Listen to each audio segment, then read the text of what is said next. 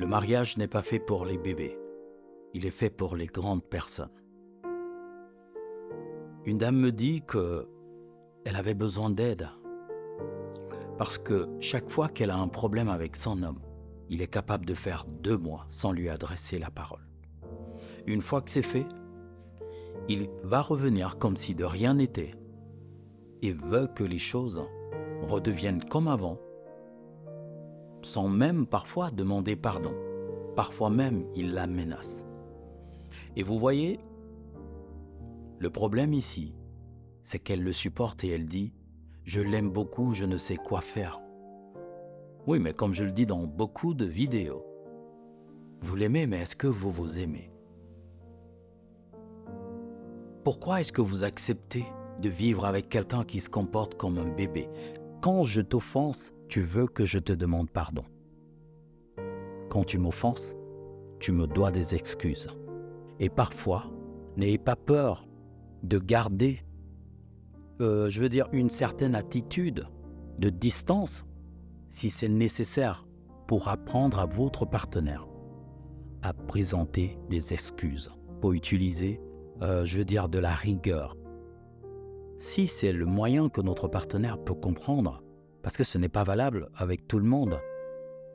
Mais si tu m'offenses et tu ne viens pas me présenter des excuses et que tu attends tout le temps quand moi je t'offense que je le fasse, ok, la relation va rester comme ça jusqu'à ce que tu me présentes des excuses. Je ne vais pas me sentir mal pour toi. Je ne vais pas venir te demander pardon indéfiniment pour mes erreurs, mais aussi pour les tiennes. Qu'est-ce qu'une personne qui mérite notre amour? C'est une personne qui est prête également à nous donner de l'amour, à faire des efforts pour que ça marche, qu'on se sente bien, qu'on ait toujours cette joie de vivre. Mais si en face on a quelqu'un qui ne se soucie pas de notre bien-être, nous ne devons pas souffrir. Nous souffrons aussi parce que nous sommes tellement accrochés à cette idée du « je veux être avec cette personne ». Je me voyais avec cette personne, je me voyais construire une relation durable avec cette personne-là. Mais si ça ne marche pas, on est obligé de se protéger. Et l'autre ne peut pas nous en vouloir de nous protéger. Parce que notre partenaire se protège déjà. Qui nous protège donc? Puisque nous aussi nous avons besoin de protection, d'amour, de respect, d'équilibre mental. Si l'autre ne veille pas sur toi, tu dois apprendre à veiller sur toi. Le désaccord doit rester un désaccord, ce n'est pas une séparation. Et même des gens qui se séparent, discutent ensemble, rigolent même souvent ensemble, font plein de choses ensemble, et pourtant ces personnes ne se remettraient jamais ensemble pour des raisons qu'elles seules comprennent. Mais si des personnes séparées peuvent faire toutes ces choses, vous qui êtes dans le même foyer, pourquoi est-ce que vous en êtes incapable? Pourquoi est-ce que dès le premier problème, nous voyons notre partenaire comme un ou une ennemie? Pourquoi est-ce que la seule réponse que nous apportons au désaccord ou même à toutes ces vérités que notre partenaire nous dit sur notre attitude, sur notre comportement, sur nos erreurs, pourquoi la seule réponse, c'est l'énervement, c'est la distance, c'est la valeur que tu as aux yeux de ton ou ta partenaire qui détermine si cette personne fait des sacrifices ou non, si elle t'écoute ou non, si elle t'accorde de l'attention ou non, si elle accepte de s'améliorer ou non. Parce que quand tu n'as aucune valeur, on ne t'écoute pas. Quand tu es venu dans une relation juste pour te soucier de tes attentes, on a même presque l'envie de te voir partir pour se libérer. On se sent libre quand tu pars. Par contre, quand tu as apporté énormément de valeur dans la vie d'une personne, quand tu l'as écouté, quand tu lui as donné les meilleurs conseils, quand tu as toujours été là pour cette personne, quand tu as apporté une valeur si grande que personne avant toi n'a apporté, alors on t'écoute. Apprenez à dire non. Quand les choses ne vous conviennent plus, vous pouvez dire non si cela affecte le couple. Mais si cela vous affecte toute seule ou tout seul, c'est aussi à vous de décider jusqu'où vous pouvez supporter. Et quand vous avez franchi la ligne rouge, apprenez à dire non.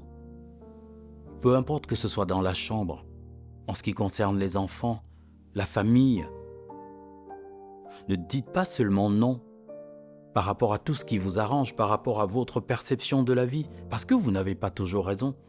Peut-être que c'est votre partenaire qui a raison et que votre non n'est pas un non bien placé. Un bon non, un bon stop, c'est celui qui apporte des avantages pour le couple. Donc il est important de faire la part des choses. Mais mieux que tout, il est important d'en parler ensemble. Parlez avec votre partenaire. Pleurer après une séparation ne nous aidera pas. Être triste, faire une dépression, nous sentir mal, être stressé, tout cela ne nous aidera jamais. Mais tirer des leçons de cette séparation, surtout comprendre nos erreurs, ça peut être des qualités que nous avons exprimées à l'excès, qui se sont transformées en défauts.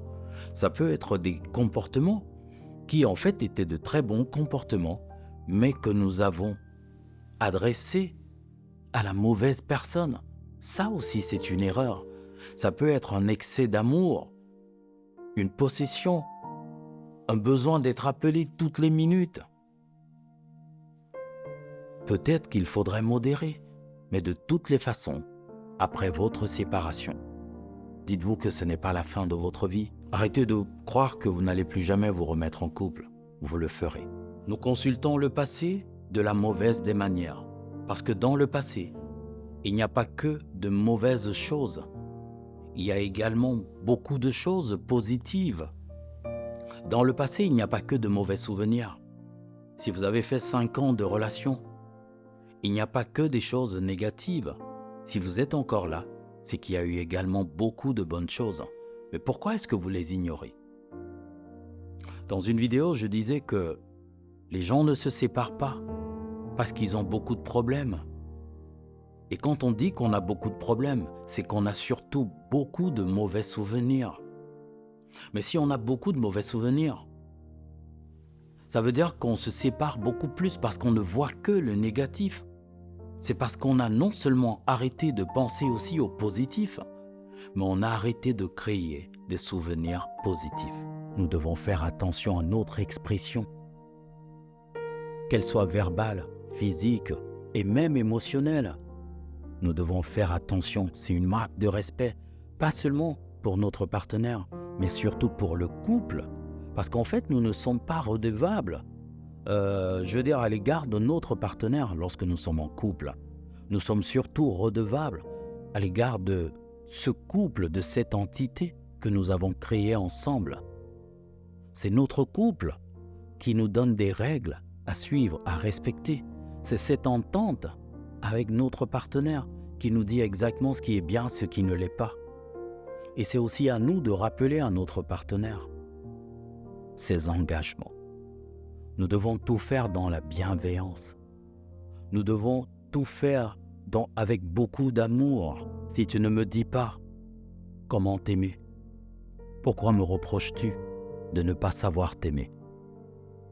Si tu ne t'aimes pas suffisamment, pourquoi me reproches-tu de ne pas t'aimer très fort? Nous avons besoin de dire à l'autre ce que nous aimons, ce que nous attendons de lui ou d'elle, au lieu de nous dire, comme j'ai lu dans un commentaire, et c'est d'ailleurs pour cette raison que je fais cette vidéo, les hommes doivent déjà savoir, ils sont assez grands, ils doivent déjà savoir comment aimer une femme. Je suppose qu'il y a également des hommes qui se disent, elle est assez grande, elle doit savoir comment on fait avec un homme. Sauf que nous ne sommes pas identiques. Toutes les femmes ne vont pas aimer les mêmes choses. Tous les hommes ne vont pas aimer les mêmes choses. Tu fais une dépression. Tu te dis que ta vie n'a plus aucun sens. Tu es convaincu que tu n'as plus droit au bonheur. Avant de faire une bêtise, avant de toucher le fond, avant de te laisser aller, s'il te plaît, accorde-moi 1 heure. Et je peux te garantir qu'après ce rendez-vous, tu ne seras plus la même personne. Laisse-moi t'aider. Je t'attends.